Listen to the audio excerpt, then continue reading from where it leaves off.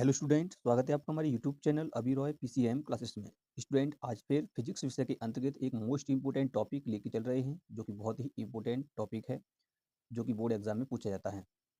आज जो हम पढ़ने वाले हैं इस वीडियो में, वो पढ़ने वाले हैं धारावाही चालक पर चुंबकीय बल। यानी कि कोई भी धारावाही चालक जब किसी चुंबकीय क्षेत्र में रखा जाता है तो उस पर कितना बल कार्य करता है, उसके बारे में इस वीडियो में पढ़ने वाले हैं। ठीक है, चैप्टर चल रहा है फिजिक्स का, वो चैप्टर का नाम है गतिमान आवेश तथा चुंबकीय क्षेत्र। ठीक है स्टूडेंट, यानी कि हम इसमें जो पढ़ने वाले हैं कि एक आवेश जो है वो किसी चुंबकीय क्षेत्र में गति करता है, तब उस पर कितना बल लगता है उसके बारे में अध्ययन करते हैं। ठीक है, तो आज हम इस वीडियो में केवल पढ़ेंगे कि धारावाही चालक पर चुंबकीय बल कितना होता है, उसके बारे में इस वीडियो में हम पढ़ने वाले हैं। तो बने रहिए वीडियो के एंड तक। यदि चैनल पर नए हो तो चैनल को सब्सक्राइब कर लें, बेल आइकन को प्रेस कर ऑल पे जाकर क्लिक कर दें, ताकि आने वाली वीडियो की नोटिफिकेशन आपको मिलती रहे। चलते हैं स्टूडेंट, वीडियो को स्टार्ट करते हैं। तो चलिए, धारावाही चालक पर चुंबकीय बल। धारावाही चालक पर चुंबकीय बल।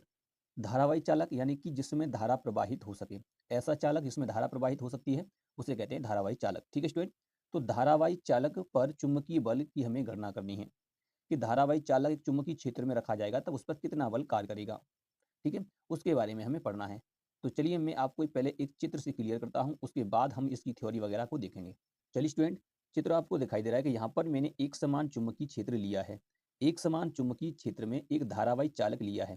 ये धारावाही चालक है, इसकी लंबाई एल है। कितनी है? एल लंबाई है।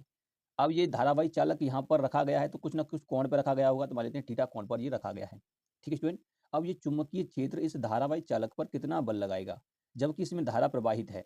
क्या है? इसमें धारा प्रवाहित है। जब धारा प्रवाहित है तो चुंबकीय क्षेत्र इस पर कितना बल लगाएगा, उस बल की हमें गणना करनी है। ठीक है, तो उस बल की हम गणना करने से पहले मैं आपको बता दूं, इसी चित्र को मैंने यहाँ पर बनाया है, इसको देखो।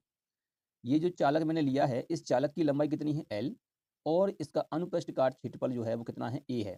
यानी कि इसका जो अनुप्रस्थ काट क्षेत्रफल है वो कितना है? ए है।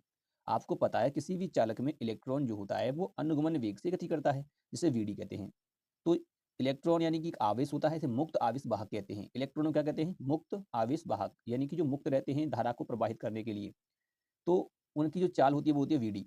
ठीक है, वीडी चाल से जो इलेक्ट्रॉन है वो गति करता है किसी चालक के अंदर, जिससे धारा का प्रवाह होता है। यदि चालक की लंबाई एल है और अनुप्रस्थ काट क्षेत्रफल ए है, तो मैं आपसे कहूँ इस चालक का आयतन कितना होगा, तो आप बताएंगे आयतन जो होता है वो क्या होता है? लंबाई गुणा ऊंचाई गुणा चौड़ाई, यही तो होता है, ये सूत्र होता है। तो लंबाई दी है हमें और क्षेत्रफल में आता है लंबाई। देखो, इसमें जो आता है चौड़ाई और ऊंचाई आ जाएगा। लंबाई हमें दी है, चौड़ाई और ऊंचाई इसमें आ जाएगा। तो जब इस क्षेत्रफल का गुणा लंबाई से करते हैं तो इसका चालक का आयतन आ जाएगा।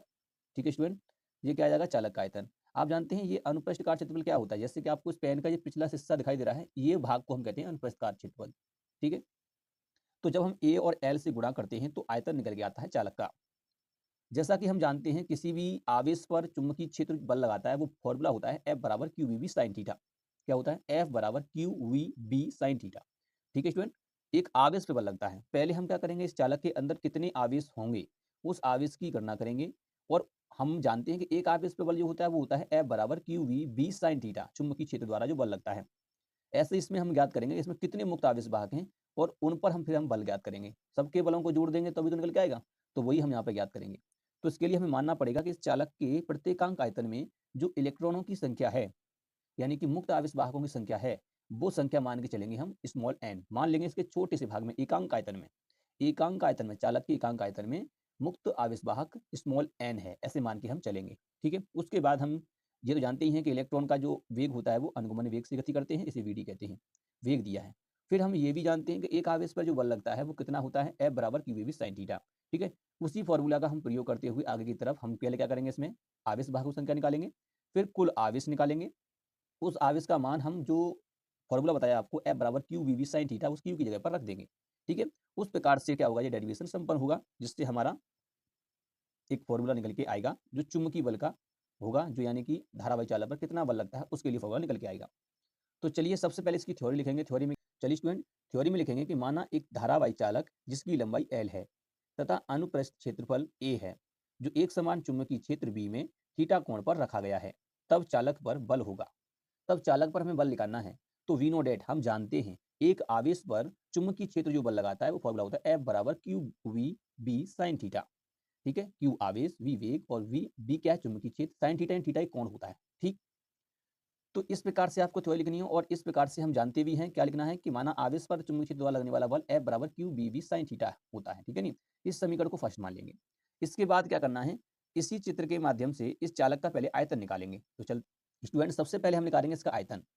इतना तो हम जानते ही हैं कि हमें पहले क्या लिखना पड़ेगा, पहले लिखना पड़ेगा कि माना चालक के प्रति एकांक आयतन में मुक्त आवेश वाहकों की संख्या स्मॉल n है। कितनी है? Small n। उसके बाद हम इसका आयतन निकालेंगे और आयतन जो हम निकालेंगे, अब हमने एकांक आयतन में जो संख्या मानी है मुक्त आवेश वाहकों की, उससे गुणा कर देंगे, टोटल चालक का निकल के आएगा।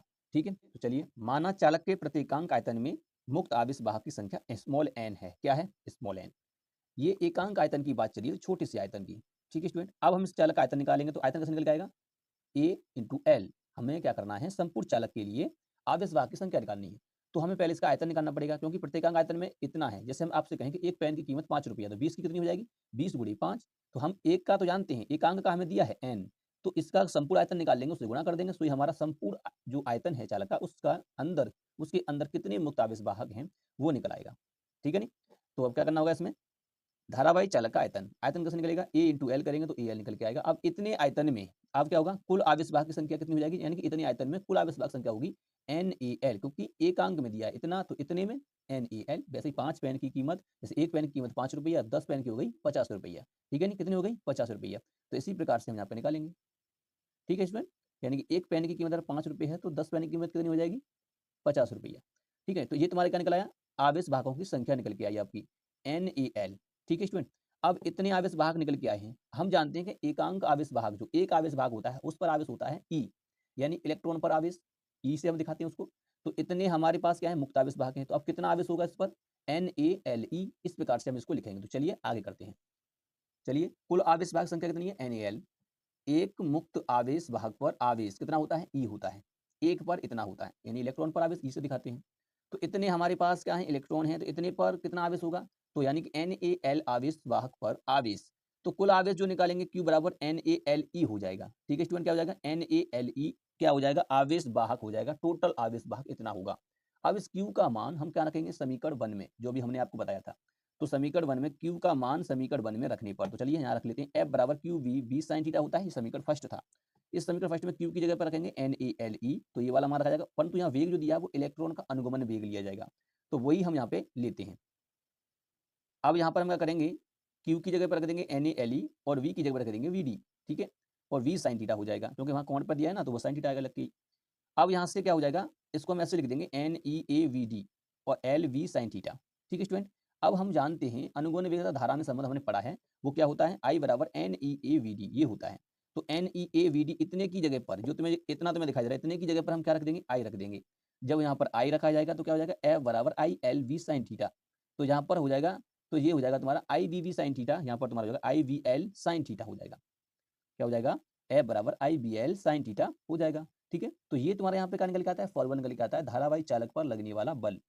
इसमें आप देख लेते हैं कि इसमें क्या क्या दिया है। I क्या होता है? धारा होता है। V चुंबकीय क्षेत्र, ये L क्या होता है? चालक की लंबाई, और थीटा तो कोण होता ही है। तो यहाँ पर जो तुम्हारा है वो चालक में धारा होती है I, और V जो होता है चुंबकीय क्षेत्र, और L जो होता है चालक की लंबाई होती है। ठीक है स्टूडेंट, ये होता है इसका फॉर्मूला। अब हम बात करते हैं इसकी कंडीशन की, यानी कि विशेष स्थितियां क्या होती हैं उसके बारे में। 2 स्थितियां होती हैं, चलिए उसको देख लेते हैं। चलिए स्टूडेंट, आपको दिखाई दे रहा है केस नंबर फर्स्ट यहाँ पर लिया, इस विशेष स्थितियां पढ़ रहे हैं हम। अब यहाँ पर पहली स्थिति क्या है? थीटा बराबर 0। इसका मतलब ये है कि चुंबकीय क्षेत्र में जो धारावाही चालक है वो कैसा है? समांतर है। जब समांतर होगा तो इसमें जो थीटा जो कोण बनेगा वो कितना होगा? 0 डिग्री। जिस डायरेक्शन में चुंबकीय क्षेत्र, उसी डायरेक्शन में आपका समांतर क्रम में, क्या समांतर में आपका एक धारावाही चालक है, तो वहाँ थीटा कितना होगा? 0 डिग्री। अब हम जानते ही हैं फॉर्मूला क्या होता है, F बराबर होता है IVL साइन थीटा, यही तो होता है IVL साइन थीटा। अब यहाँ पर थीटा की वैल्यू रख देंगे 0 डिग्री, तो IVL साइन 0 डिग्री। ठीक है नहीं, साइन 0 का मान होता है 0, तो ये हो जाएगा 0। अब यहाँ पर तो कोई बल नहीं लगेगा। इसका मतलब ये है कि अगर धारावाही जो चुंबकीय क्षेत्र में एक धारावाही चालक समांतर रखा जाता है तो उस पर कोई बल नहीं लगता है, शून्य बल होता है, चुंबकीय क्षेत्र कोई बल नहीं लगाता।